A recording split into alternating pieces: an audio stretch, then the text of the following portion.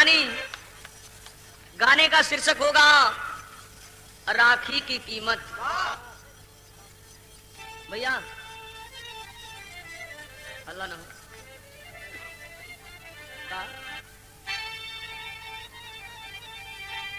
विश्व में वीरता, विश्व में वीरता का अब नगारा बजा, विश्व विजयी पताका उड़ाया सिकंदर, बेशक विजय बागियों से लिया हुकूमत का अपने अब जमाया सिकंदर, कई राज का ले लिया हाथ सत्ता, अब जिस पे निगाहें गया सिकंदर, ओ कातिल लिखा पत्र भारत में पोरस को, अरे रण का नमूना बनाया सिकंदर।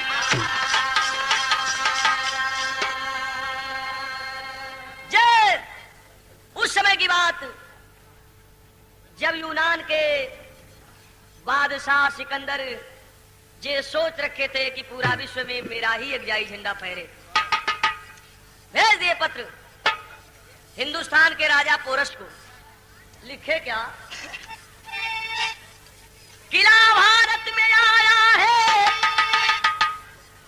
तुरंत पैगाम शानी का, खराब है कान सुन पोरस बहादुर स्वाभिमानी का।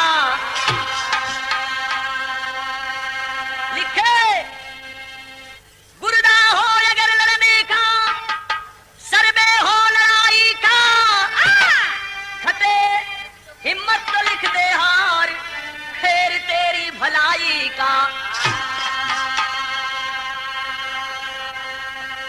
पत्र भेज दिए,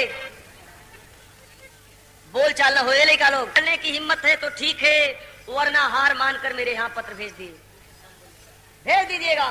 पत्र पढ़ रहे हैं राजा पोरस, एक तर्ज बा, तर्ज वही बा कि परदेसी जाके परदेसिया भूल न जा। गनवा का भाव है, सोचत हुन कि चढ़ाई करेगा अब विदेशिया, पत्र हाथ ना भर लिया, चढ़ाई करेगा अब विदेशिया, पत्र हाथ ना भर लिया, चढ़ाई करेगा अब विदेशिया, पत्र हाथ ना भर लिया। छलके लहू की ज्वाला, छलके लहू की ज्वाला कर लिया, चढ़ाई करेगा अब विदेशिया, पत्र हाथ ना भर लिया, चढ़ाई करेगा अब विदेशिया, पत्र हाथ ना भर लिया। सोचत हुन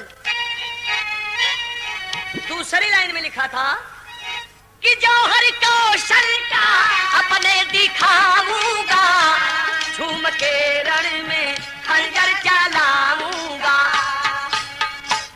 चली ना कदम पीछे, चली ना कदम पीछे, जमा कह दिया, चढ़ाई करेगा अब विदेशिया, और कहाँ पे भर लिया, चढ़ाई करेगा अब विदेशिया।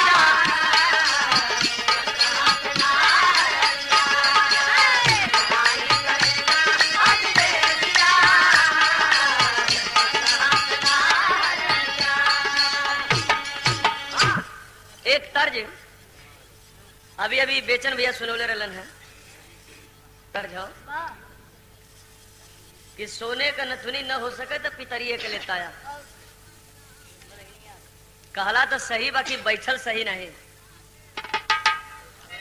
सुनाओ सही तर्ज का हो, तैसा और बड़ा को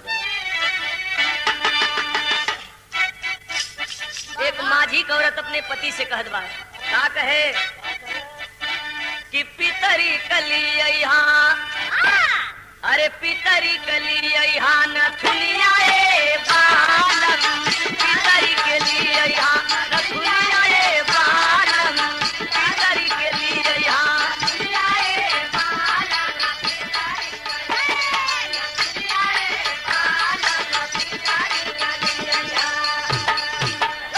तनिक स्वर में फर्क हो उतने में कुल चौपट हो जाता।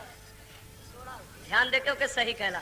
पितरियों का नथुनी न लिया तब कहे कि जब इहो न लिया बात मछरी के काट के, अरे मछरी के काट के झूलनिया ए बालम, मछरी के काट झूलनिया ए बालम, मछरी के काट के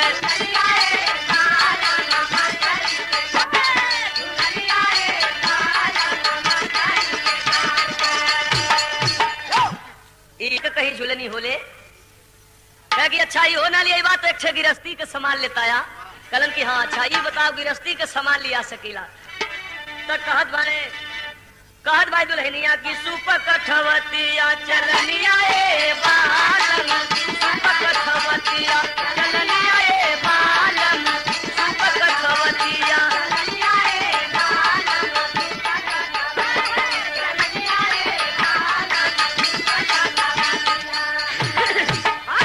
अच्छा यही साल का एक तर्ज तो है और सुना दे के तरफ मिले ले बिलासपुरी भाषा में एक ठे कान छेदा वाला आ गया कान छेदवा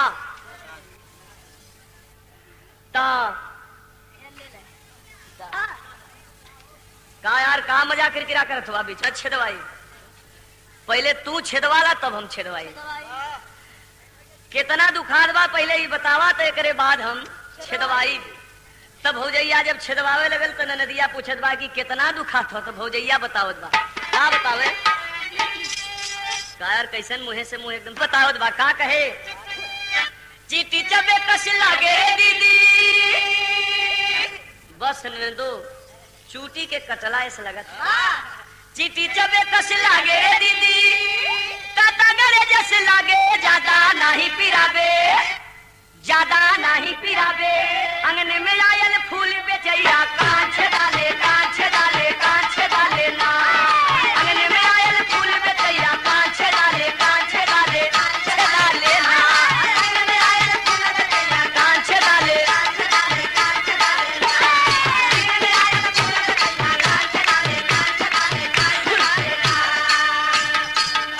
को जने ना हुन कहे कहाँ गल हो तो बताओ दवा एक जने कहाँ गल हुन कहे नागर नाथे नगरपुर मां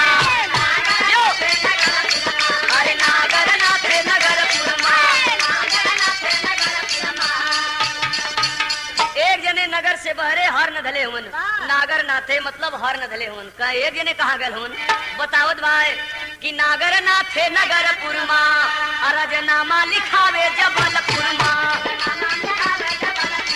रजनामा लिखावे जबलपुर मां जबलपुर रजिस्ट्री करावगल हुन कहे अंगने में आयल फूल बेचैया कांच डाले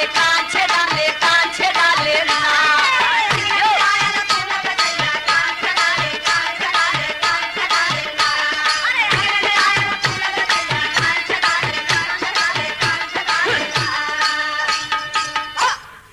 ई तो बेचन भाई के तर्ज पर सुझाव रहा बाकी एक गाना वाली तर्ज सुने ताल के चीकन मटिया अरे नरई ताल के चीकन मटिया जहाँ बसे पर्वत पहाड़ गोरिया जहाँ बसे पर्वत पहाड़ गोरिया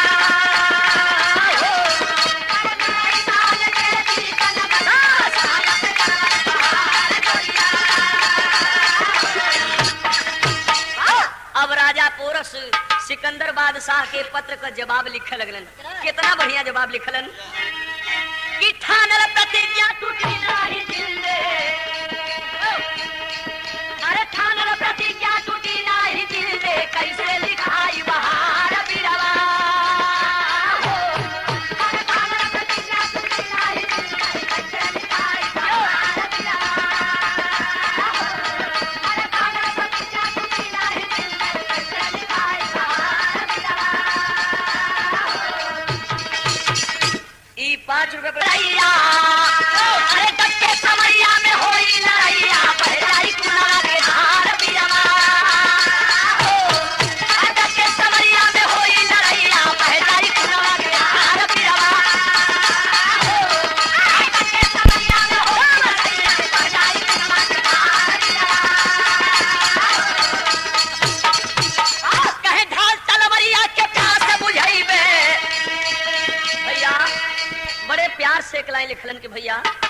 सिकंदर, हम बहुत बहुत आभारी है जो उनकी तू हमके लड़ाई करने होता देला। ऐसे कि बहुत दिन के बाद भला ई तो मौका मिलल कि अब ढाल तलवरिया के प्यास बुझाइबे, अरे रण में खंजर दो धारा चलाइबे, मगर तो से नहीं हिम्मत हटाइबे सिकंदर, अरे तो से नहीं हिम्मत हटाइबे सिकंदर, झंडा न छुपी हमारे बिरवा, तो से नहीं हिम्मत हटाइबे सिकंदर, झंडा न छुपी हमारे बिरवा, तो से नहीं हिम्मत हटाइबे सिकंदर, झंडा न छुपी हमारे बिरवा। दो लाइन जरा जोश में लिख देलन का भैया, हल्ला न हो बाबू। में लिखा ना हरे, पत्रिका में लिखा ना हरे, मर्द ना हार लिख सकते, लड़ूंगा मैं नहीं निकार लिख सकते। क्या कैसे सोच लिया आप कि मैं हार मान जाऊंगा? अपने को शेर समझते हैं, सोच लीजिए। शेर हो तुम, बबर हो तुम, मुझे गीदड़ समझ रखा, भारत भूमि की गरिमा को क्या कीचड़ समझ रखा, जय भारत की धरती है यहाँ के जवान तो फांसी का फंदा जो है सावन का झूला समझ करके चूम कर गले से लगा लेने को बिल्कुल तैयार रहते हैं। अब फिर हार कैसे मानेंगे? बड़ी मार्के की लाइन ध्यान देंगे, फिर हार कैसे मानेंगी? जबकि कि हिमालय भी जहाँ के प्रहरी, अरे हार हार कैसे मानी जे कर में मार के खाले, वो हिमालय भी जहाँ के प्रहरी,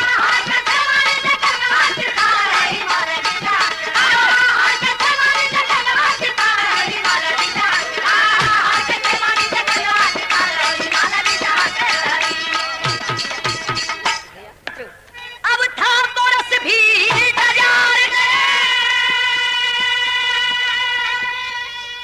चल दिला लिया के लड़का के, अब बरस भी तैयार में, अमई भरो फौज रही तैयार, अरे दहाड़ के चढ़ गया सिकंदर, अब से न उमर बड़ी बड़िया कहे धधक उठी प्रतिशोध ठिकाना, धधक उठी प्रतिशोध ठिकाना, बार बार की परी अब रणभेरी का बजा, अरे रणभेरी का बजा, और मचा समर में हाहाकार, अब रणभेरी का बजा नगाड़ा, मचा समर में हाहाकार, अब रणभेरी का बजा नगाड़ा, मचा समर में हाहाकार।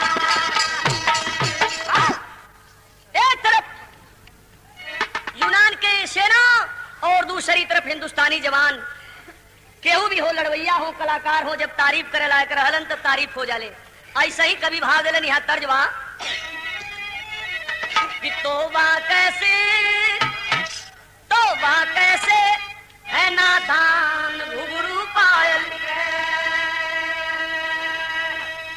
तोबा लड़े भावाए कि तोबा लड़े तीर ललकार खंजर बाजर, ओ लोहा उगल दिया अंगार खंजर बाजर, लोहा उगल दिया अंगार खंजर बाजर, लोहा उगल दिया अंगार खंजर बाजर, लोहा उगल दिया अंगार खंजर बाजर, लोहा उगल दिया अंगार खंजर बाजर।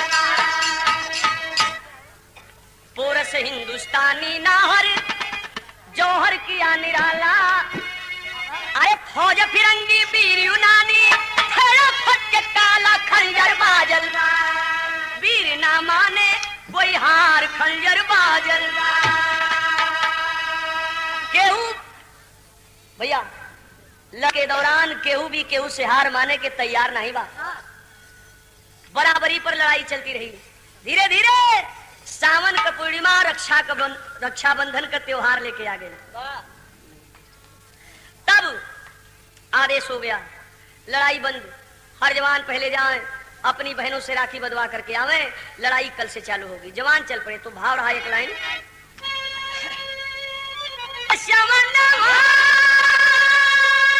राखी के बंधानवा बंद भई, अरे बंद भई बाजल से गाता नवरिया, बंद भई बाजल से गाता नवरिया, बंद भई बाजल से गाता नवरिया, बंद भई।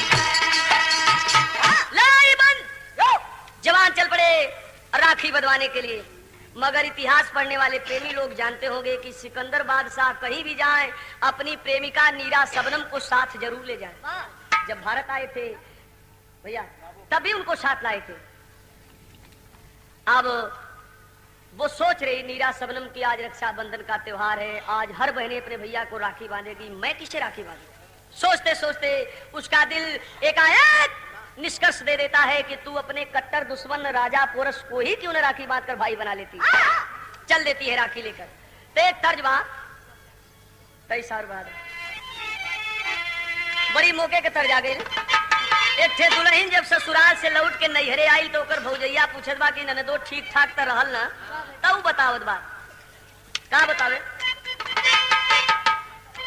कहे कहे कुलदा मिलल कुलदा मिलल दौरा मिलल सुहागा मिलल रे भाऊजी।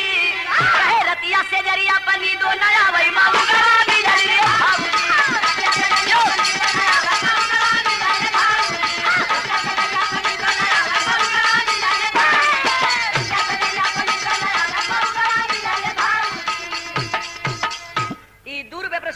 तो संगी साथी पूछे लगलन कि का यार आजकल दिखाई नहीं पड़त हुआ।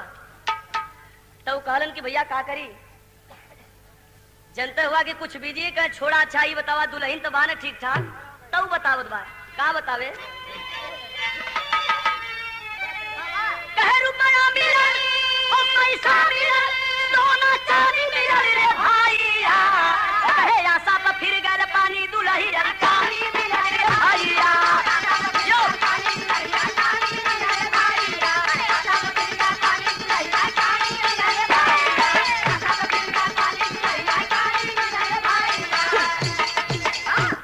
है नीरा शबनम कैसे। अरे राखी लेकर में ममता ले उड़े, हाथ में राखी और हृदय में प्यार। राखी लेकर में ममता ले उड़े किले के वरिया जाने रे बहिनी। और रात अधिरिया में सुनी बजरिया दुआरिया जाने रे बहिनी।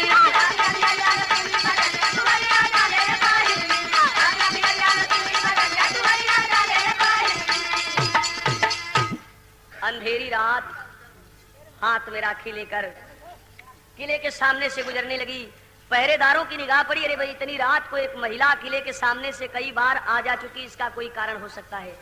पकड़ लिए, सरकार के सामने पेश किए और राजा पोरस प्रश्न किए कि भाई इतनी रात को यहाँ आने की क्या जरूरत महसूस हुई। तो कह रहे कि सरकार पहले मेरा परिचय जान लीजिए, मैं आपके कट्टर दुश्मन सिकंदर बादशाह की प्रेमिका हूँ और मेरा नाम नीरा शबनम है। आज रक्षाबंधन का त्योहार था, एकाएक मेरे भी दिल में राखी के प्रति उद्गार जगा। मैं चल पड़ी, मेरा दिल निष्कर्ष दे दिया कि मैं आपको ही राखी बांध कर धर्म का भाई बना लूं। बोलिए है मेरी राखी स्वीकार। मुस्कुराते हुए राजा पोरस कहे कि रे पगली, जब तू दुश्मन की प्रेमिका होकर मुझे भाई बनाने के लिए तैयार है तो मैं तुझे बहन बनाने से कब इनकार करूंगा। ले बांध दे राखी। हाथ में राखी बांध देती है। कहते हैं कि हाँ अब बोल तुझे राखी बधाई क्या चाहिए। तो राखी बधाई क्या मांगती है, यही पूरे गाने का सारांश। मांगती क्या है। अरे पोरस राखी बांधी अब मंगलिया मांगे रे बहिनी। कहे सैया पे भैया तू आज करिया मंगलिया मांगे रे बहिनी।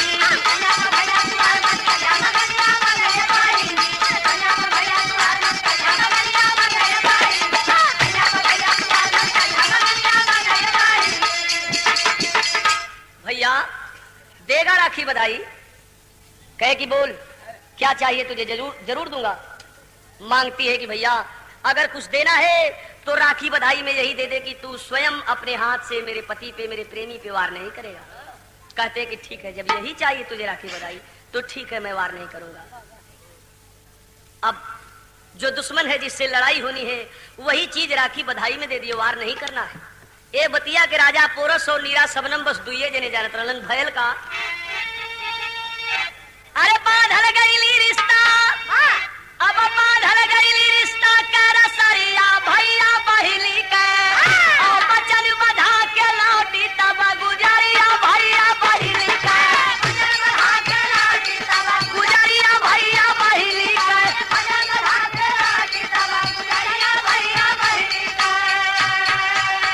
सोच रहन कि वार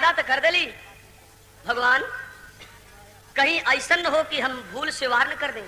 नहीं तो मरले पर सिकंदर के बेवा होई बहिनिया हो, अपने मन में सोचे पोरस दे के बचनिया हो,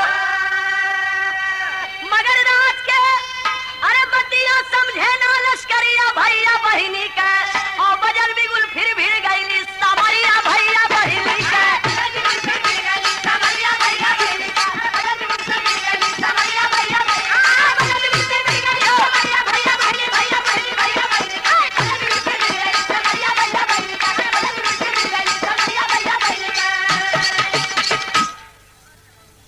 बात कभी लिखलन, लड़ाई छिड़ गई।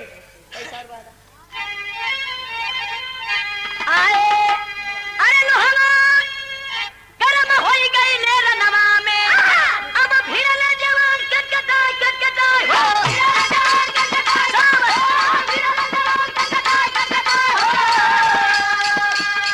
अरे तेगवा पे तेगवा हो बाजई लागल,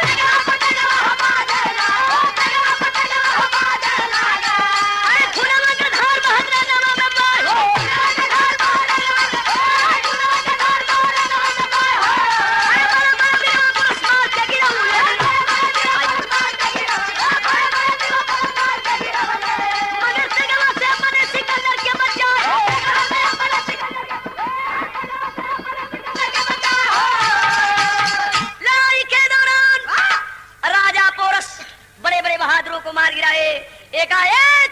उनके सामने सिकंदर बादशाह आगे वार तो कर दिए, मगर वार करते हुए ही उनकी निगाह जब राखी पर पड़ी तो तुरंत खींच ली। भगवान, ये भूल होने जा रही थी मुझसे। पीछे मुड़े वार खींचते हुए अब सिकंदर बादशाह भाप लिए कि आखिर मेरा दुश्मन मुझ पे वार किया और वार न करके फिर तलवार खींचते हुए वापस हो गया, इसका कारण कोई जरूर हो सकता। जो ही पीछे घूमलन है तो देखलन है का, मगर समझ नहीं पवली निराशा बनम कराना, पोरस पे जहली ताला वरिया चला, अथवा कितेगा पोरस फेंकल गंगिनिया, इका करलू बहिनी नताला। पीछे जो ही मुड़े देखते हैं कि उनके धर्म की बहन जो है नीरा शबनम उन पे वार कर दी। आश्चर्य में पड़ गए। अरे पगली, अपने हाथ से तेगा फेंक दिए। उसे अपनत्व की भावना से समझा रहे कि रे पागल, मैं वही तेरा भैया हूं रे, राजा पोरस। तुम मुझसे वादा कराई कि मेरे प्रेमी पे वार मत कीजिएगा, मैं वैसा ही किया और तू स्वयं मुझ पे वार कर रही, तुझे जरा सा भी शर्म नहीं आ रही? तब तक सिकंदर बादशाह पहुंच गए। क्यों दोस्त पोरस, ये तो लड़ाई का मैदान है, यहाँ तो हर शत्रु पे वार कर सकता है। अगर नीरा शबनम आप पे वार कर दी तो क्या बुरा किया इसने? कोई कारण है? कहती है तो जरूर है, मगर ये कारण मुझसे न पूछकर अपनी प्रेमिका नीरा शबनम से ही पूछ लीजिए। पूछते हैं तो जोश भरे शब्दों से, रोशीले भाव से नीरा शबनम कहती है कि मैं कुछ नहीं जानती, इसका मेरा कोई संबंध नहीं। तब तक राजा पोरस दुश्मनों के बीच में घिर चुके हैं। चारों तरफ सिकंदर बादशाह की सेना है, बीच में सिकंदर बादशाह, राजा पोरस और नीरा शबनम। अब अपनत्व की भावना से पूरी कहानी कह रहे हैं राजा पोरस सिकंदर बादशाह से। कैसे?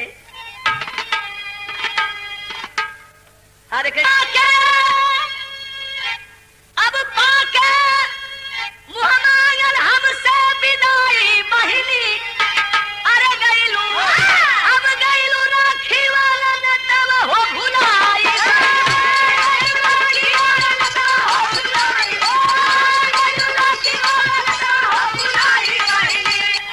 राखी का सिपाही कैली नवार करी है सिकंदर गवाही, मगर तू देहलू रखिया पे अब तक याद लगाई बहिनी। मैं तेरे वादे को निभाया मगर तू मेरे वादे को नहीं निभाई। पूरी कहानी जब सुन लिए सिकंदर बादशाह कितना उचित फैसला देते हैं कि रे नागिन सी औरत राखी बांध कर एक दुश्मन को भाई बनाई। भाई से कहीं धर्म के भाई की कीमत ज्यादा होती है रे पगली। जब तू धर्म के भाई पे वार कर सकती है तो कभी ऐसा भी हो सकता है कि तू मुझ पे भी वार कर सकती है। कांप गई नीरा शबनम गिर पड़ी पैरों में, सरकार माफ कर दीजिए, छोड़ दिए, भाग जा, मेरे यहाँ कोई माफी वाफी नहीं है। अगर माफी लेनी है तो अपने भैया पोरस से ही माफी मांग ले। पोरस के चरणों में गिर जाती कि भैया माफ कर दे। कैसे?